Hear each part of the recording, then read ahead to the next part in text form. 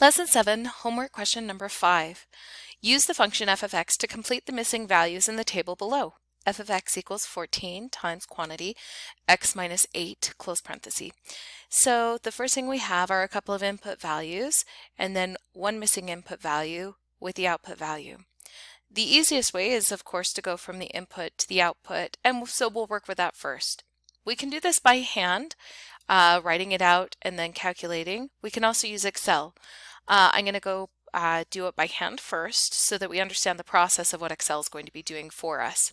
So here's the function, and the first one I want to find is for when f of x, the input is 3. So every time I see the x, I'm going to replace it with a 3, and I prefer to do this within parentheses so that if I have any negative signs or different things like that, that I keep all of my order of operations correct. So the first thing we do is substitute the 3 in. There's nothing that needs to happen there, so the 3 can just be 3 subtract 8, so that I get, and this is a multiplication, 3 minus 8 is negative 5, and then multiply that to 14.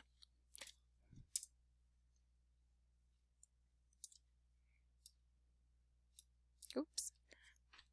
And 14 times 5 makes negative 70 because I have a positive times a negative. And so that would be the output value is negative 70. Now I can also do this over here in Excel by using Excel to calculate for me, and I can easily fill in a very large table this way instead of doing it by hand. The first thing I want to do is type in all of the formula into this output over here, and so to calculate I'm going to do an equal sign. Then I have 14, and then again, there's nothing here like before, so we put a multiplication since Excel doesn't understand what to do between the number and the parenthesis, so we tell it. Then open the parenthesis, and then it's X. So in this case, it's going to be this output column, and so I'm going to select the cell to the left because that's where I put the 3.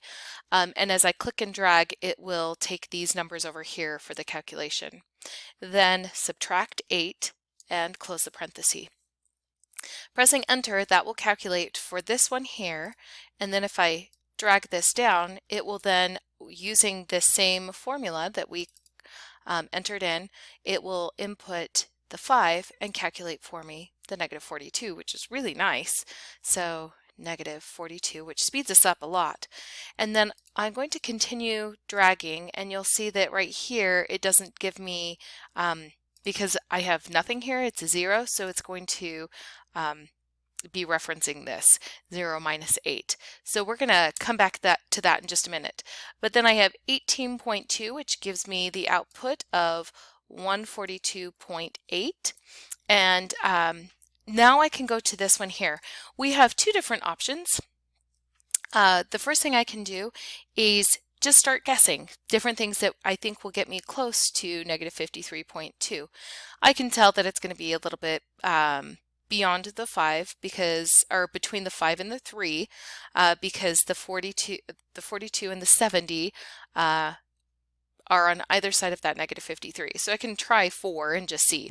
Now 4 doesn't give it to me exactly, and since I know it's going to be between the 3 and the 5, I know it's going to be a decimal. So I can go back through and just kind of guess to get really close to the 53.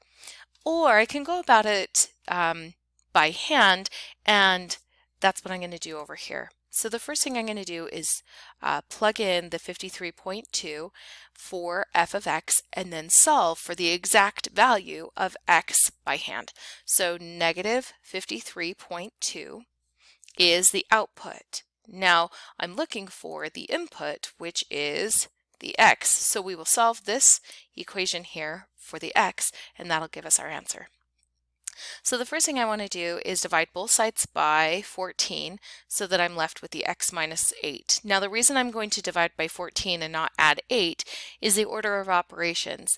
Please excuse my dear Aunt Sally, or PEMDAS are the mnemonics that people use to remember that parentheses and exponents come first, then multiply and divide, and then add and subtract.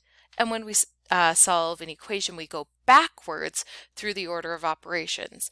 And since this right here is within the parentheses, it's going to be one of the last things that we solve or uncouple. So the first thing we're going to do is divide by 14 on both sides. And then, so over here, I have a 14 on the top and I have a 14 on the bottom. 14 and 14, and that means that they cancel out or they divide out. So I'm just left with x minus 8. On the left side, we could go ahead and calculate that, or we can leave it. It's up to you. It doesn't matter. Since we're here, we might as well calculate negative 53.2 divided by 14 equals, and please make sure that as you're doing this that that you are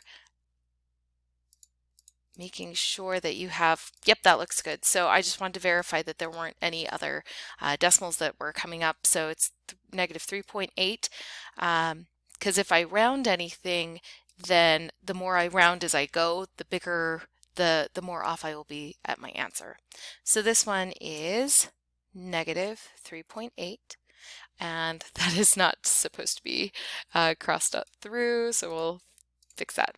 So negative 3.8 equals, and then on the left, the right-hand side, all that we have left is x minus 8. Now to continue solving for x, I need to add 8 to both sides so that this negative 8 or subtract 8 cancels. So add 8, 8 minus 8 cancels, so I'm just left with this, and we can show that by like striking through that if you'd like. So then I can do some more calculations over here on the right hand side. I'm going to press equal, and I'm going to do a cell reference this here, and then add 8 so I don't have to type this in. And if I cell reference, then I don't even need to worry about rounding or not rounding, because Excel will take whatever this is and I don't have to type it in myself. And so it's going to be very accurate. And we can see that it was 4.2, and we had figured that it was going to be between 3 and 5, somewhere around 4. But this way it gives me the exact input of 4.2. We can also verify that by putting it here. And again, we could also have guessed around in this, but this way actually gets us to the point that it for sure gives us the answer, and in many cases it will be faster than the guess and check method. So now we can verify with the how did I do and move to the next problem.